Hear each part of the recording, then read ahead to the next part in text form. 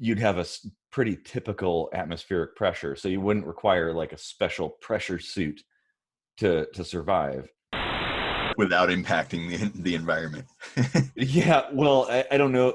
Venus is kind of dorked as it is, so I don't know that we'd have to really worry that much. It's perfect for us humans because we don't have to screw it up. It's already screwed up. Yeah, and that's a common kind of trait. Like we need to plant a flag in something, otherwise we haven't really colonized it. The atmosphere on Venus, all of that would be like, oh, that's a big no for us. But little bacteria, they're like, yeah. Roll the timer and get this cat off my arm. Hi, Floyd. Yes, I see you. You're right there. Okay.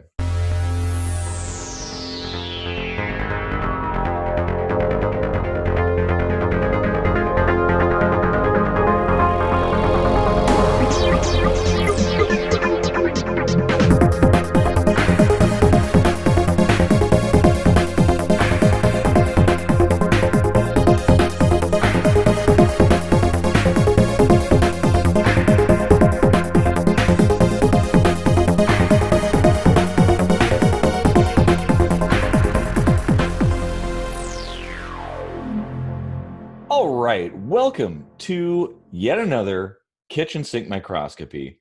I'm Eric Rosenblatt, and we would really, really love it if you'd like and share this video and subscribe to the channel. That would be awesome. We'd appreciate it. Yeah, and we are quite unique because we write our own songs for each episode. That's right, a new song every week. Who does that? Kitchen Sink Microscopy does that. Yep. So you can get it at patreon.com/KSMvidcast. Other formats coming soon. And so we're getting toward the end of season 1. So what kind of cool and out there things do you think we should talk about? Oh man, there's like so many possibilities. Like we're kind of lacking in a few categories of things that we talk about. One of those is like science and technology, that kind of realm. And this is something that's kind of been on my mind quite a lot. So in the last few years, everybody is talking about going to Mars, because you got Elon Musk out there talking about colonizing and all of this projects and stuff like that. And people are just like, Mars. Like they just can't stop talking about it. And Mars. Yeah, exactly. Well, it seems to be kind of the focus of everybody's attention as far as like going to other worlds and colonizing and exploring and stuff. Everybody talks about Mars. But here's the thing. Like, I think there's actually a better destination for colonization and stuff like that, and that is Venus. Second planet from the sun, huh? Yeah. Haven't we already been there though? Isn't that where Venetian blinds and the Venus flytrap came from? Or yeah, exactly. No, okay. So there have been a lot of probes sent to Venus. I think the only probes to actually successfully land and do anything were some Russian probes back in like the 70s, I think. And they were crushed and destroyed within minutes of landing, but they did take some cool pictures. The thing is, like, we wouldn't necessarily have to land on the surface to colonize it. There's actually some advantages to going to Venus. Huh. Certainly, well, that was the one thing I was going to ask, is like, it is a rocky planet, but it's closer to the sun. So like, I mean, would there have to be some terraforming, some like Venus manipulation or something that, I mean, what would we have to do to actually live there? But you're mentioning this Jetson style idea of floating up in the atmosphere or something. Well, yeah, because the thing is that the pressure on the surface is like, I think it's something like being almost a mile under the ocean. So it would totally crush anything. And the atmosphere is like CO2 and sulfuric acid and all kinds of stuff. So It's really unpleasant. Huh. However, if you go about 50 kilometers up, um, then things kind of change a little bit, and it's actually like almost like Earth-like temperatures, Earth-like atmospheric pressures, um, and there really isn't that much you have to deal with at that altitude. So, I guess you could kind of say like we had some kind of balloon or something like that. It would actually be pretty okay up in the upper atmosphere. Hmm. So, temperature wise, though, even in the thinner part of its atmosphere, I imagine it's still got to be a little warmer than we're used to, right? Well, oh, here's the thing. When you get up to that point, it's it's almost like Earth. So it would be Mediterranean style temperatures Hmm. at like 50 kilometers up, and you'd have a pretty typical atmospheric pressure. So you wouldn't require like a special pressure suit to survive, which is a huge benefit. I mean, Huh. there's actually numerous benefits to Venus that completely eliminate all of the serious challenges that Mars has. It's like I kind of struggle understanding people's philosophies here, because Mars is so much more difficult than Venus. But Yeah, I think it's probably just people not thinking outside the box. Like their assumption is, oh, we have to live on the surface. But yeah, uh, and that's a common kind of trait. Like we need to plant a flag in something, otherwise we haven't really colonized it. And I mean, yeah, yeah, but the way I've uh, kind of come to look at it is that colonizing Venus would be kind of akin to colonizing like an ocean planet. You can never actually touch the surface because it's a friggin' ocean. right. But so that would, and there have been countless stories about that, and people fantasize about that too. Like, Huh. you know, living on an ocean. It's just instead of an ocean of CO2 or H2O, it's an ocean of CO2. You know? I I've got so many questions. Like if the atmosphere down below is rife with sulfuric acid and whatnot, wouldn't it also be kind of difficult to breathe up there, 50 kilometers above? I mean, the concentrations are going to be lower, yeah, but it's still all the same stuff that we currently don't really breathe in those particular proportions. Yeah, yeah. So here's the thing. Let's go off of the idea that it's like a floating cloud city, something, or a Venusian dirigible or something like that. That we're up there. That's where we're going, because obviously being at the surface is kind of out of the question unless technology drastically improves. Um, but yeah, you can't really breathe the atmosphere. It's predominantly CO2, and having a component of sulfuric acid kind of not really human friendly. So you'd need like a breathing system, some kind of air supply, basically. Um, and but you wouldn't need anything special apart from that. Maybe just a chemical suit, uh, like the kind of things that people use for all kinds of stuff terrestrially on Earth, just to kind of protect you from the elements a little bit and supply you with air. And that's about it. That's all you'd need. So you wouldn't need a traditional spacesuit, like just probably just something made of a little Tyvek suit with an air tank or something like that, and you'd be fine. Oh, and here's another benefit. Speaking of air, um, because CO2 is so much more dense than Earth air, if you filled a balloon with Earth air, it would be buoyant in CO2. So there's your air supply right there. Um, that's kind of cool. Hmm. Yeah. All right. Well, um, I I could see people not really being keen on having to wear a suit to go around. Would it be more like an enclosed, like an encapsulated system? Like maybe there's like little pods, like little micro towns that are connected by like roads that you would probably have to suit up for, but maybe like within the confines of your little micro community, you could walk about freely and have sunlight and, tan yourself and important things like that. Sure, you totally could. I mean, that's the whole idea. You'd have something like a balloon lifted city or a dirigible type of thing or something like that, something buoyant that supports an enclosed environment. Because it isn't perfect, obviously. You can't just step out into the Venusian atmosphere and just be like, you can't really do that. But you can't do that on Mars too. Mars is actually crazy dangerous. Right. Yeah. Way worse than that. I mean, well, okay, at least on par in some different ways. So in both situations, in fact, in every planet that's within our grasp, there is nothing like Earth. You can't just walk about. Right. You always need some kind of protective something.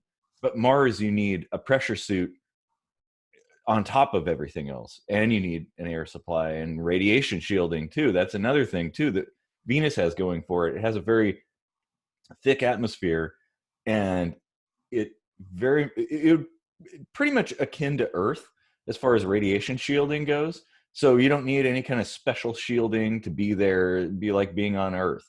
But on Mars, you totally, like, basically if you created a colony on the surface of Mars, it'd pretty much have to be underground to protect it from all that radiation because it has a super thin atmosphere.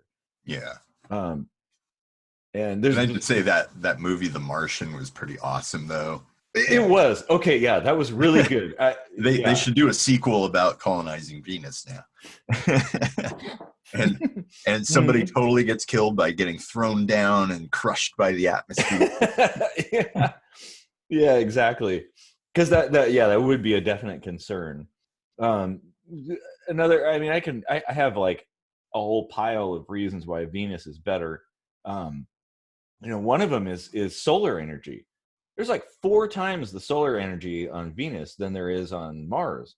So if you want an energy supply that you don't bring with you, if you like have solar panels or something like that, on Mars you're struggling to capture that tiny amount of energy coming from the sun. But on Venus, it's like ample supply. You wouldn't have any problem. In fact, it'd be way more energy than on Earth. So that's a huge benefit. Yeah, so we already pretty much have like the technology and infrastructure in place to power pretty much whatever we put up there, huh? Oh yeah, and like without impacting the environment. Yeah, well, I don't know. Venus is kind of dorked as it is, so I don't know that we'd have to really worry that much.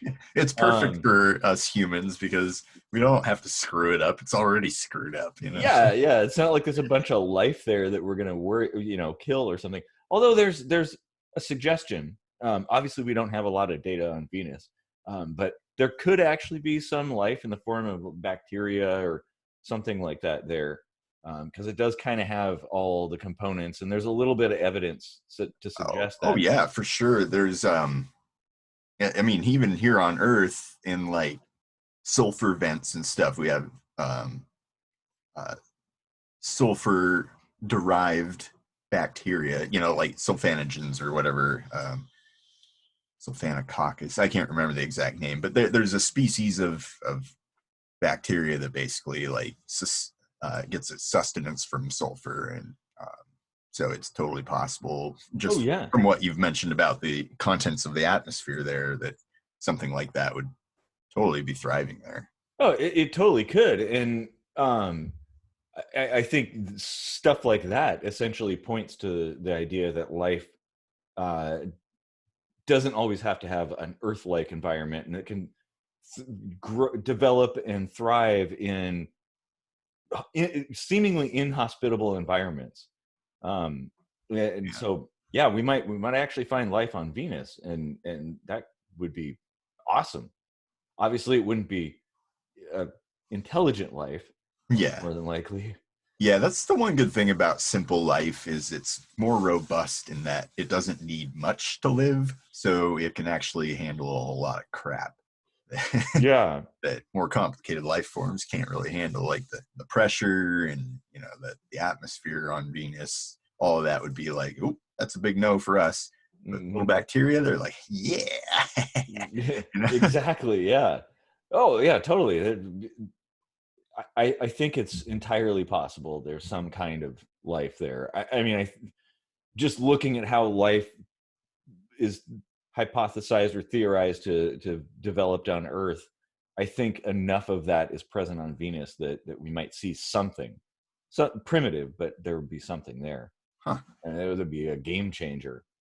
Um, So has any ideas been put forth by NASA or any like astrophysicists on, a method of beginning some kind of colonization in the upper atmosphere?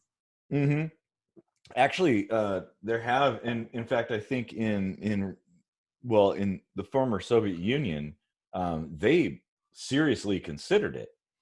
Because it is, if you look at it from a completely objective standpoint, Venus makes the most sense for Mm-hmm. colonization of all the planets, at least as far as we know. Who knows? Maybe Titan is the best place, but we don't know enough about it.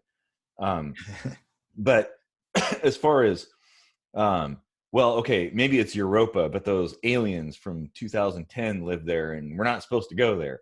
Um, uh, but yeah, there have been a lot of pretty serious plans, obviously ambitious ones, but there's some pretty good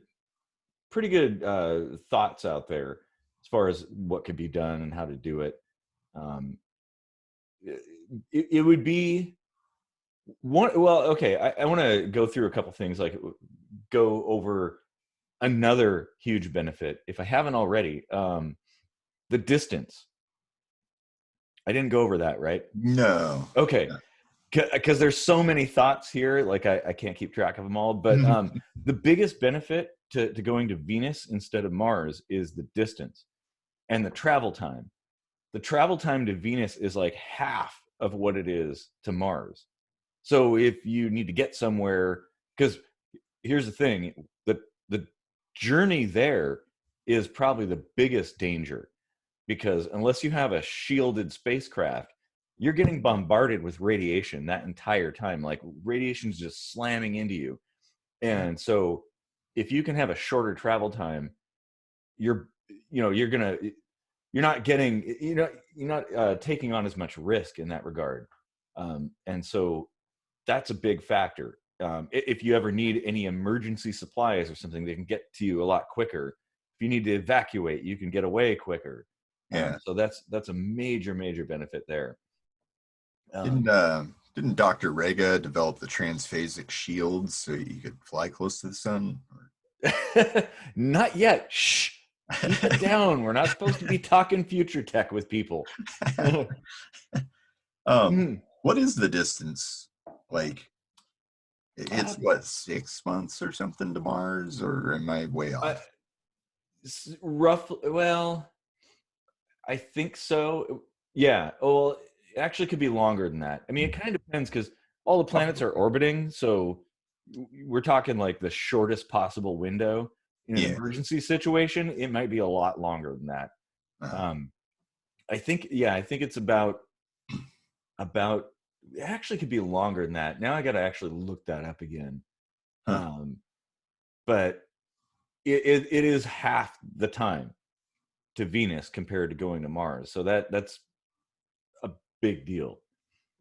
Um, I Yeah, think that would come in handy because I imagine you're not going to take all of your supplies in one trip to begin the colonization. You're probably gonna have to come and go quite a bit. So, sure. Well, yeah, I'm sure it'd be like, considering the amount of lift power that we have, I don't think a Venus colony can be launched in one rocket. It's going to take a series of rockets.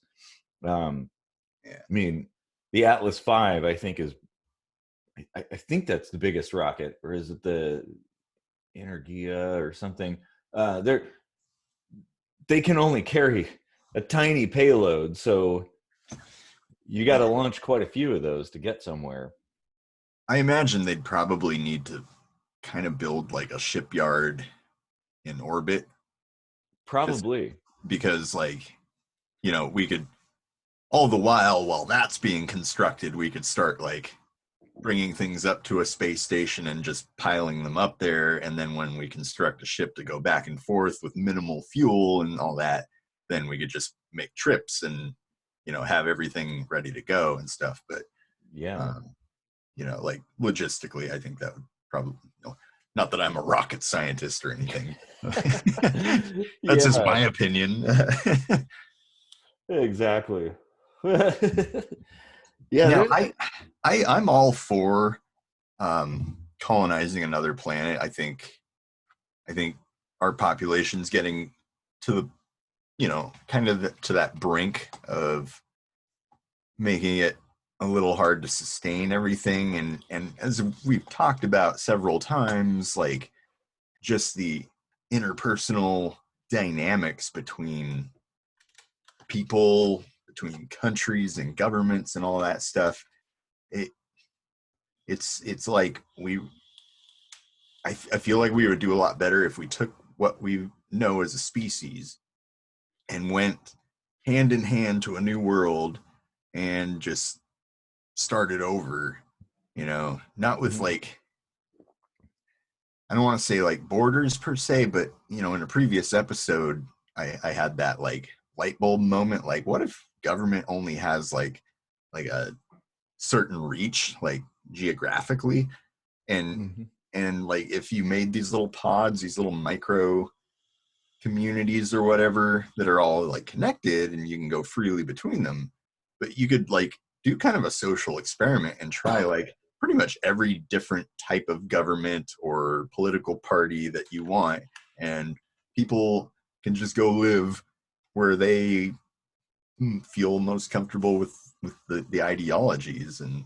Oh, stuff. I think that would be cool because then yeah, you could see what works and what doesn't, and start playing with the populations and see if it still works with great populations and lower populations. yeah, yeah. No, that's a really fascinating thought. Like, I don't think in a floating community, because it's not going to be like one giant platform. It's probably going to be like a bunch, akin to like a bunch of boats on the ocean.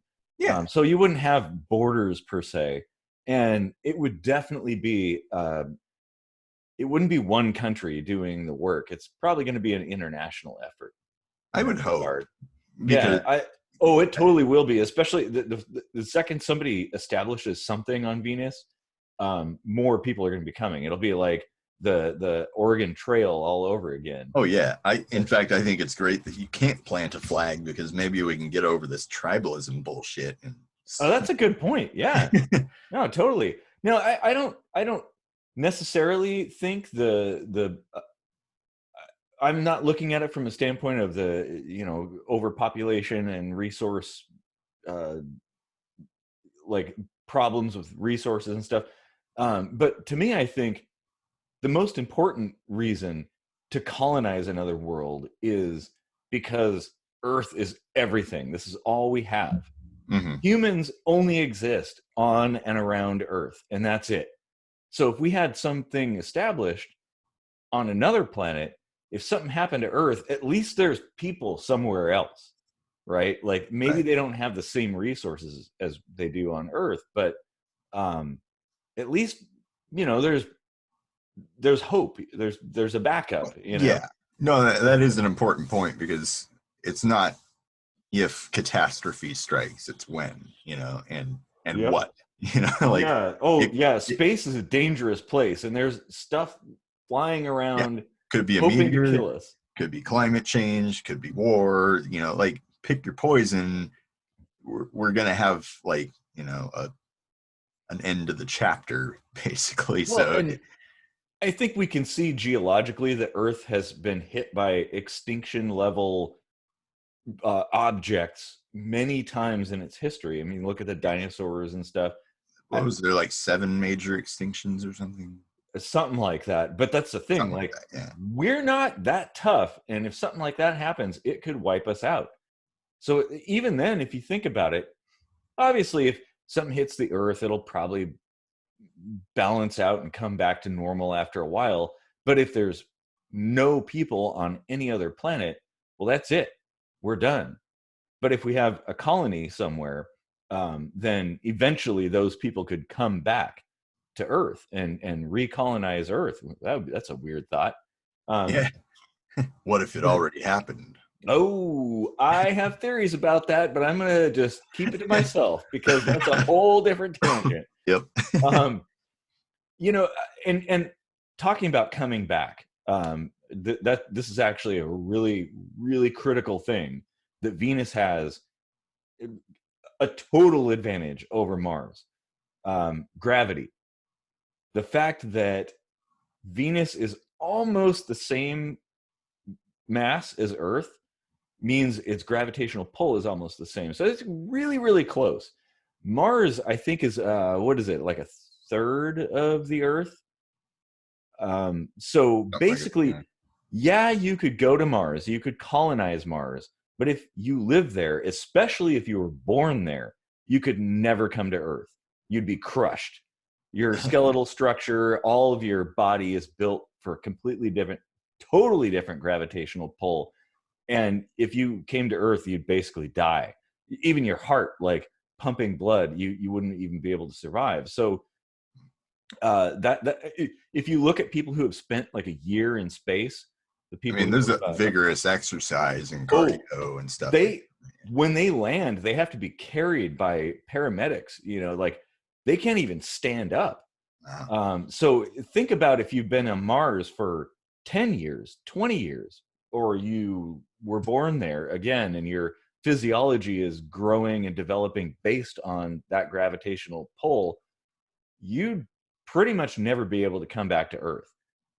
So that's a huge factor. Like it's a one-way trip going to Mars. But with Venus, yeah, you'd probably suffer from a couple of weird, you get a little dizzy or be kind of weak or something like that. But it's so close to Earth that it would be a very easy transition.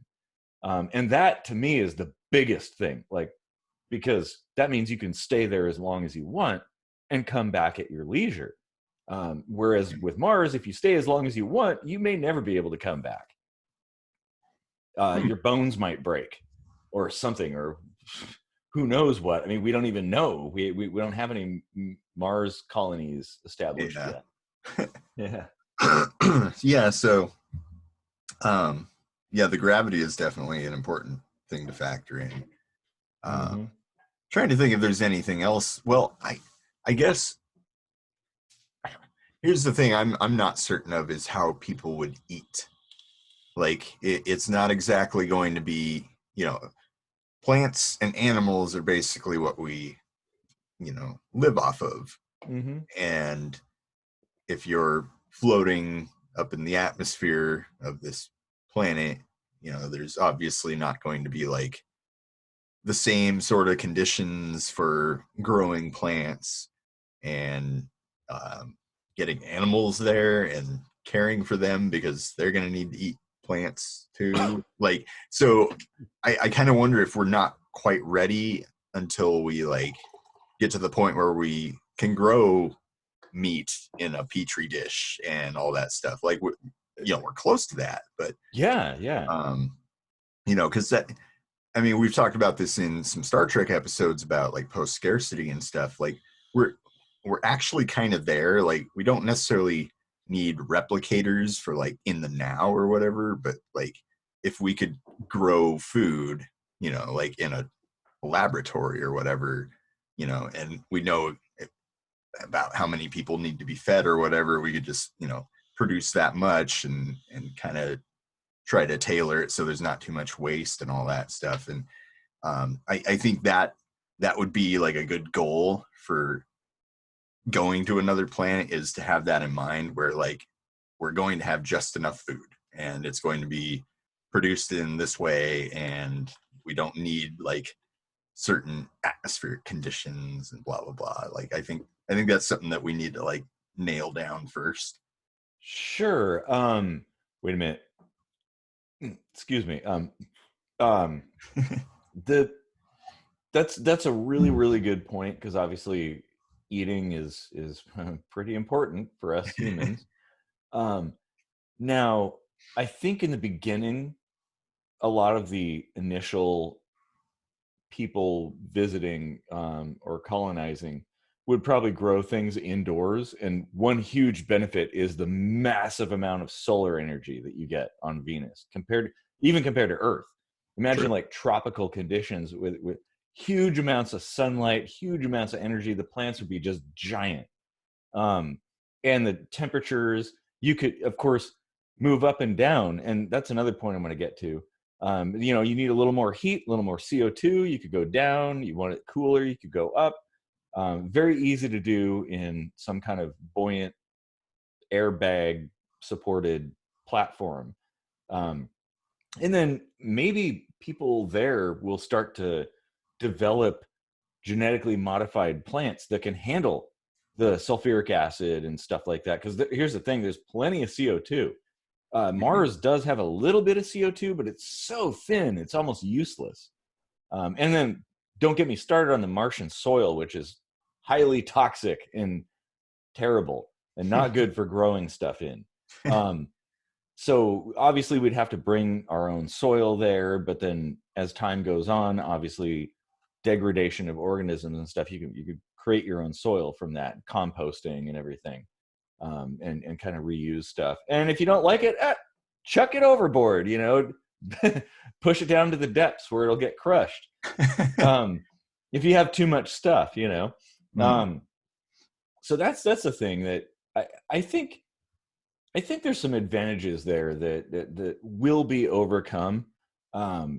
Maybe we don't quite know right now what it's going to be, but I think people are pretty ingenious and really good at solving problems, especially when their lives depend on it. When you have to eat, you're going to figure out a way to make food.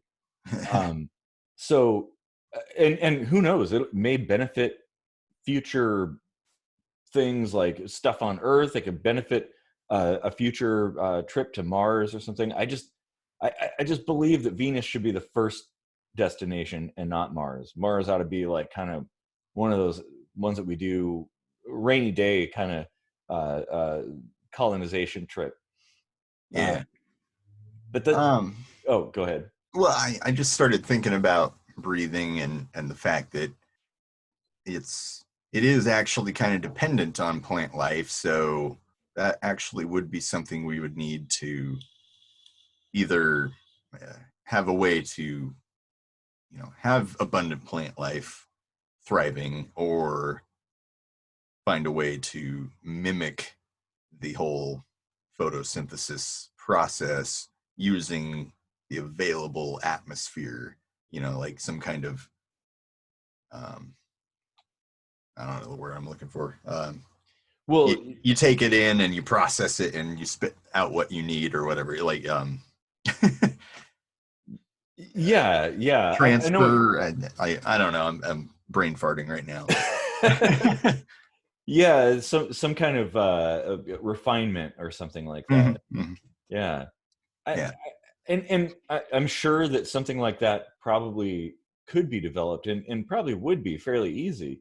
I mean, obviously, the abundant supply of CO2 is a huge boon if you want to grow anything, and massive amounts of sunlight. Like, it would be super. Basically, you couldn't not grow something on Venus. Yeah. So, and of course, you're talking a long trip, interplanetary trip too. So I'm sure there's going to be something akin to that going on already on the spacecraft. Wait, the ancient aliens thing. We could talk about the mana machine and Oh, yeah. growing algae using radiation and stuff like that, which might actually be the way to do it. I don't know. I don't feed me an algae burger. I don't want one. But here's the thing I wanted to talk about that is another huge benefit from Venus is surface area. If you're talking planet Earth or you're talking Mars or something, it's essentially a two-dimensional shape. Even though it's a three-dimensional sphere, the surface is a two-dimensional area. And Because it's flat like Earth is. yeah, flat, yeah, exactly. Well, it depends on your geometrical interpretation. I guess you could consider a sphere to be flat in a certain point of view. But you're limited to the surface, so everybody's butting up against each other. But imagine if you could just go like half a kilometer up, and now you've got a completely different space. It's a different plane, you know, that. And there's actually on Venus, there's a very wide range of altitudes that are habitable and moderately comfortable. So you know, instead of having it be like a 2D kind of world, you have a 3D world. And I think that would, it's almost like there would be more space than you could possibly utilize on Venus. Another Yeah. benefit is the amount of resources. There's actually kind of a lot of stuff in the atmosphere that you could use to create things. Obviously, carbon, oxygen, sulfur.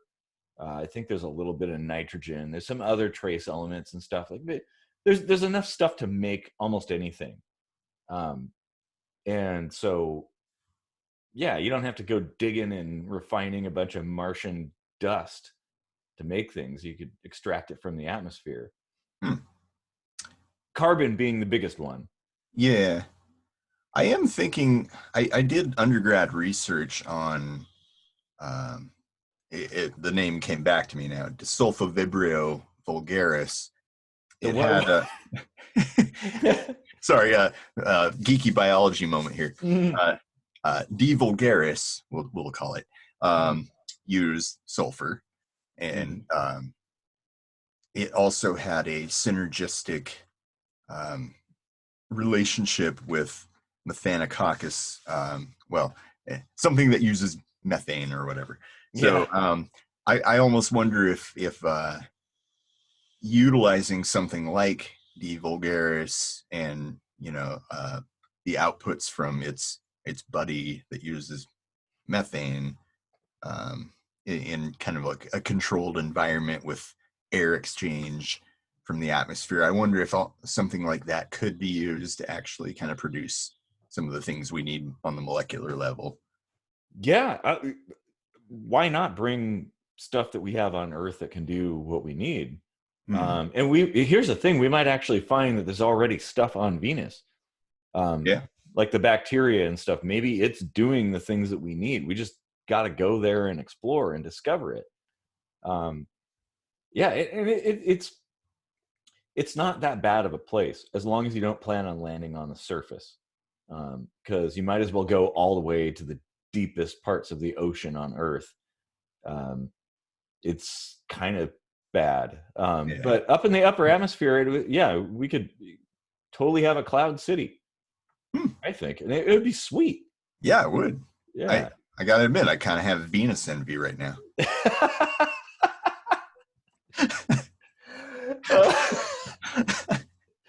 Oh yeah. There once was a man from Venus. I knew the Venus jokes were gonna come eventually. Oh my god. Yeah.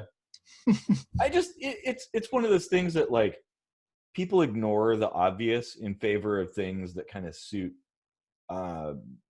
traditional ways of doing things. We have this kind of obsession with, like, landing on a surface, like the whole planting a flag thing, basically. You know, like, we got to go to the moon, and the moon is cool, but Venus is definitely the other place we should be going, and not Mars, because Mars, like, honestly, the more I look into colonizing Mars, because I was a fanboy of Mars back as a kid, but when I looked into it, I was like, oh shit, that's a scary place. Like, that's going to be harsh.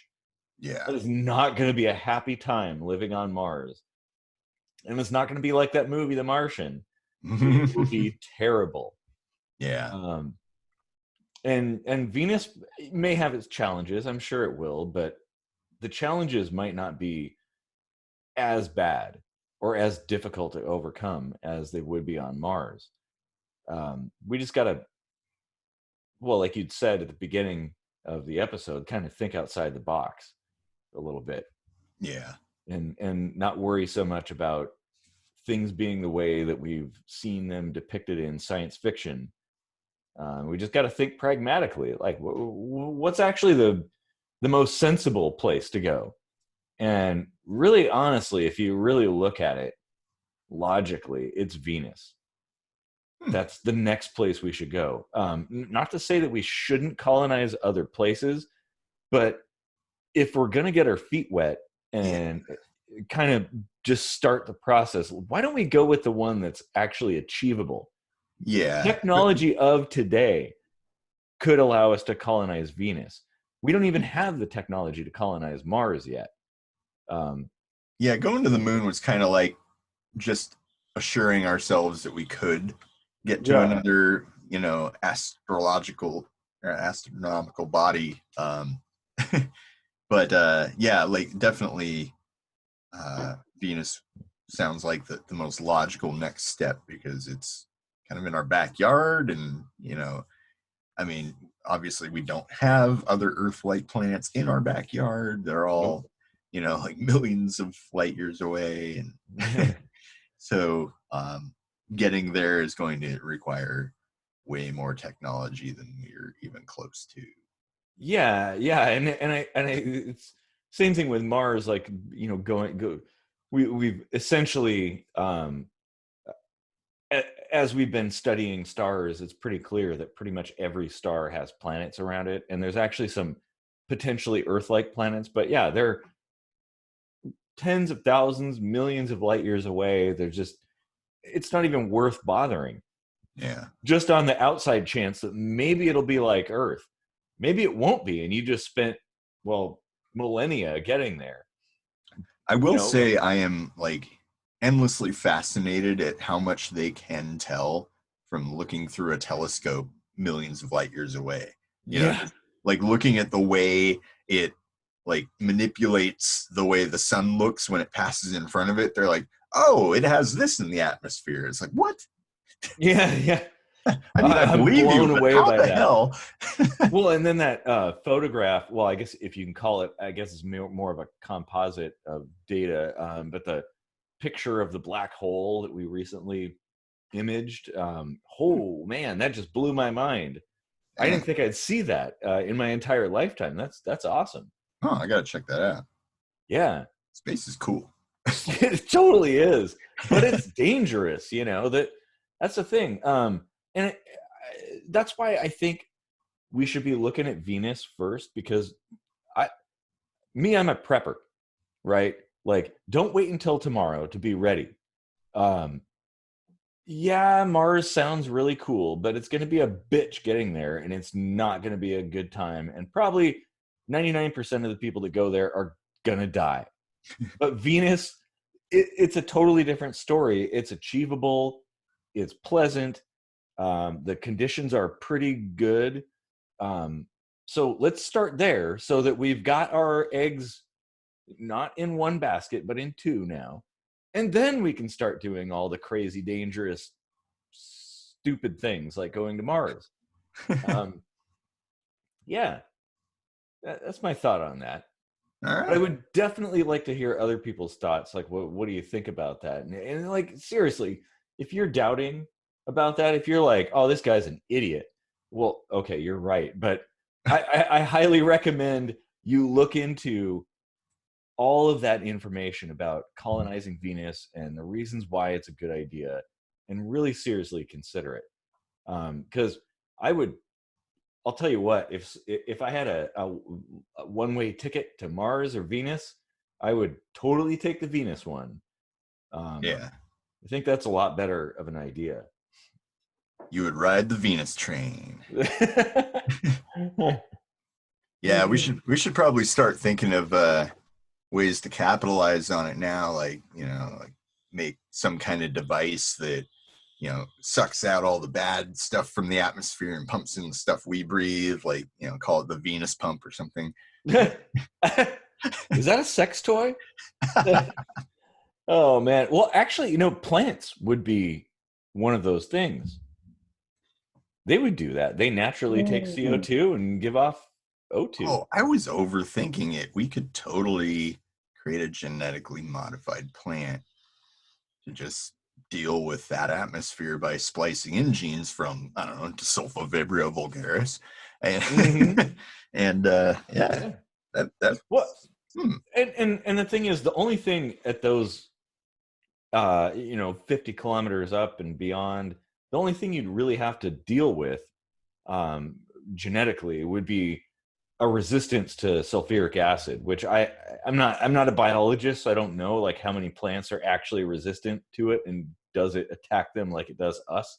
I don't know, but I'm sure it's possible. I mean, it